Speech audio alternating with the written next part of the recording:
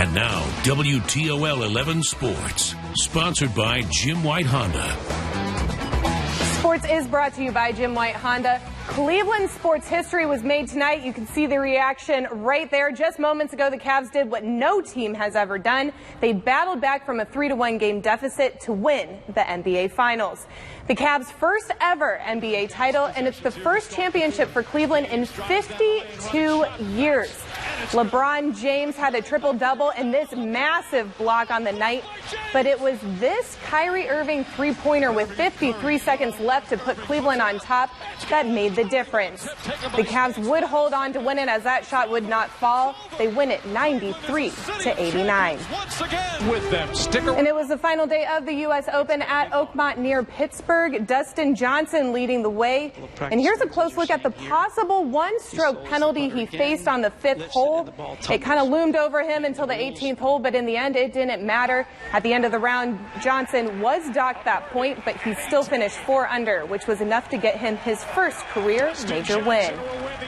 And it was a big day for Defiance native Sam Hornish Jr. at the Xfinity race in Iowa. Get this, he hasn't raced in 210 days.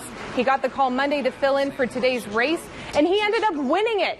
He dominated the race, leading for 183 of the 250 laps. It's his 4th career victory in NASCAR's Junior League, but this one is extra special.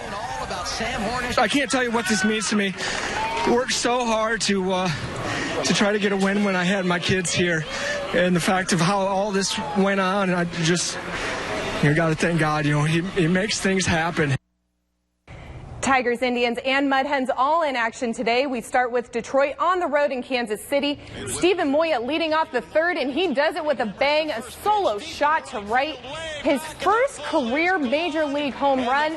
That puts the Tigers up on the board first, 1-0. But the Royals would come to tie it in the 5th, and then this game would go into 13 innings and end with a Casey walk-off hit to left by Cheslor Cuthbert. Tigers fall 2-1.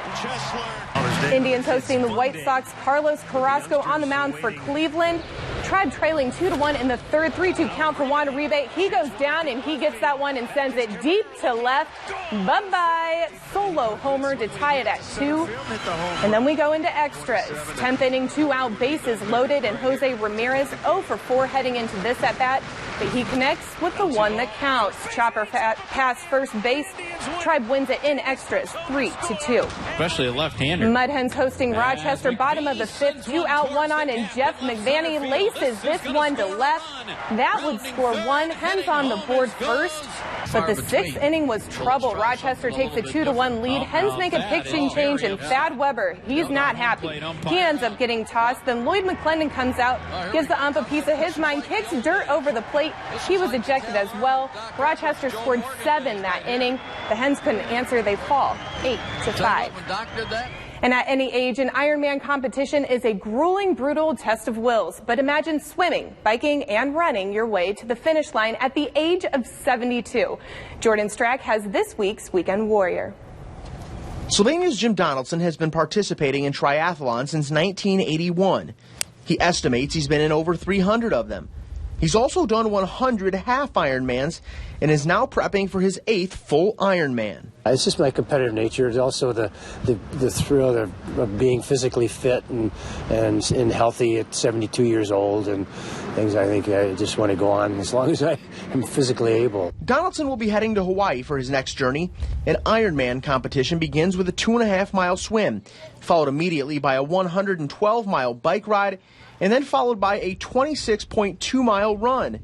It's a feat that would cripple a normal person, but Jim Donaldson keeps coming back for more. I never dreamed that in 72 years old, 35 or 36 years later, I'd be still doing this and still enjoying it and still wanting to go back and do an Ironman again. As you might imagine, the training is year-round.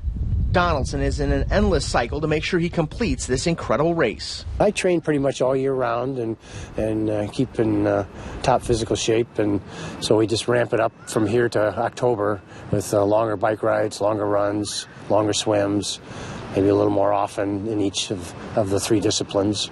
He hopes his story will inspire others to stay physically fit and join the sport as well. Jordan Strack, WTOL 11. All All right, thanks, Jordan. And with it being Father's Day, it's only appropriate that I give a special thanks to the man who kickstarted my career in sports, my dad. I'm sure he's celebrating that Cleveland win right now, but I just wanted to thank him for not only being my dad, but being my coach, my friend, and someone to sit, talk, and watch sports with, and also one of my biggest supporters throughout the year. I definitely wouldn't be here without his love, help, and guidance along the way. And so to you and all the other dads out there, happy Father's Day. And that's it for sports. We'll be right back.